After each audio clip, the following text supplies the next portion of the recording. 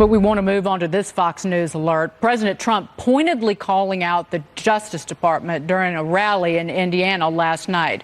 The president advising the DOJ and the FBI to, quote, start doing their job or he will get involved, as he doubles down on criticism of the special counsel investigation and his own attorney general.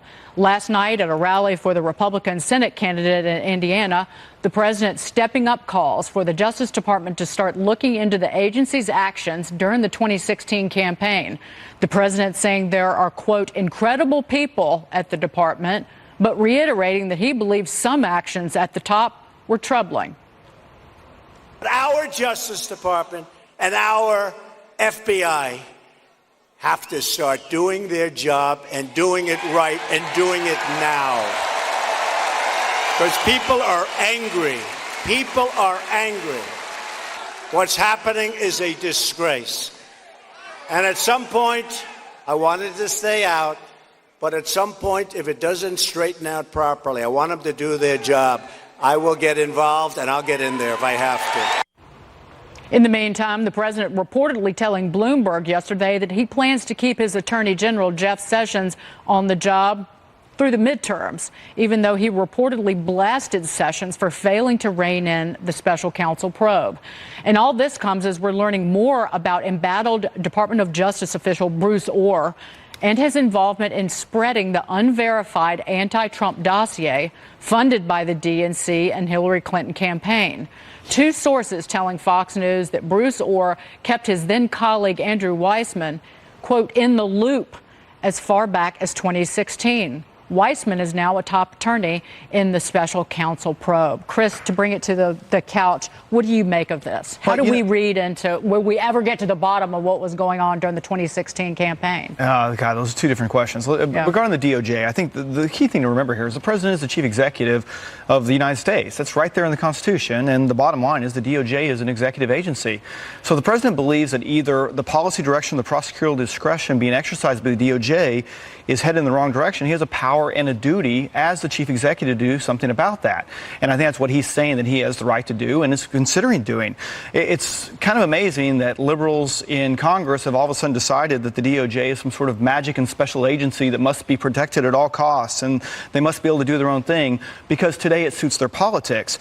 But really, it's no different than the Department of Transportation, the Department of Defense, or any other executive agency. The president is the chief executive, and he has a right, a responsibility, and a duty to get involved when he determines it is the time to get involved. Well, and Chris, you're looking at polling on every day, right? This is your world. So looking at polling, what toll or what impact has the Mueller investigation had on President Trump, and what impact does it have on Republicans looking ahead at the midterms? Again, two really different questions. I would say when you look at a list of issues that people care about, the last numbers I saw from a national survey, because it just doesn't turn up, from Gallup had it at 2%, mentioning that as their top concern. When I look at it regarding specific states, and we're involved, as we were talking earlier, in 8 different Senate elections and 7 different governor's elections, I have yet to see a situation in which the Mueller probe or the investigation ongoing is going to have an impact on that. And in fact, quite the contrary, when I see President Trump go into a state like he did last night in Indiana, like he has in North Dakota, like he has in Missouri, like he has in Montana, like he has in West Virginia, it has a significant impact in terms of helping the Republican candidate like I've never seen in politics before. Obama didn't have that impact. Bush didn't have that impact. Clinton didn't have that impact. And so from that standpoint, I think it answers your question. It really isn't having an effect on 2018 politics, maybe than others creating a further tribalization of the political parties. That is so fascinating because, I mean, everything has been thrown at this by the media, by the left. And what it says to me is that the Americans have an innate sense of fairness, that they see that there's something fishy here, that it's weird, that, you know, that really police state tactics were used on, you know, a sitting administration, the Obama administration, spying, faking FISA. That's not what happened. Well, and going back to IRS days, I mean, there's been a history. There was not hold on, one at a time. There was an informant placed into the Trump campaign. By the way, when Dianne Feinstein had a spy, a Chinese spy, working on her camp. Wait, they worked with her. They got it out. They didn't place an informant. I want to get, but here's the issue that Rachel is touching on. we don't really know what was going on during the 2016 campaign.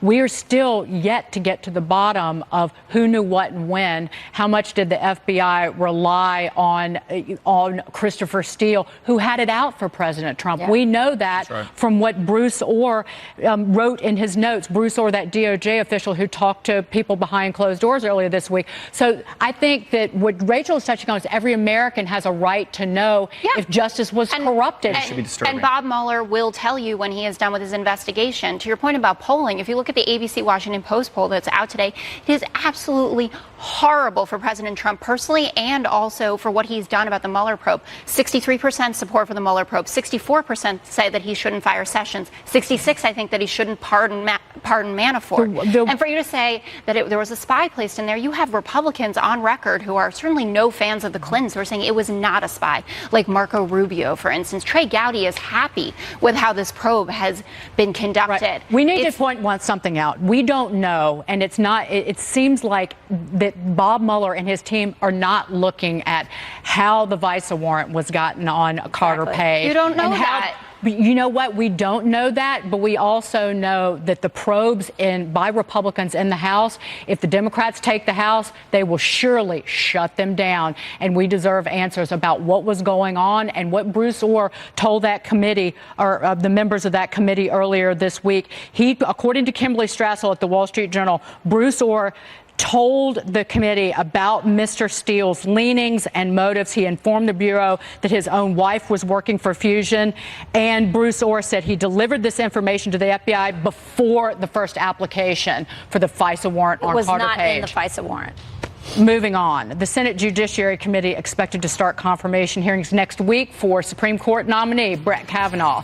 This as some Senate Republicans are prepping Kavanaugh for what he can expect from Democrats.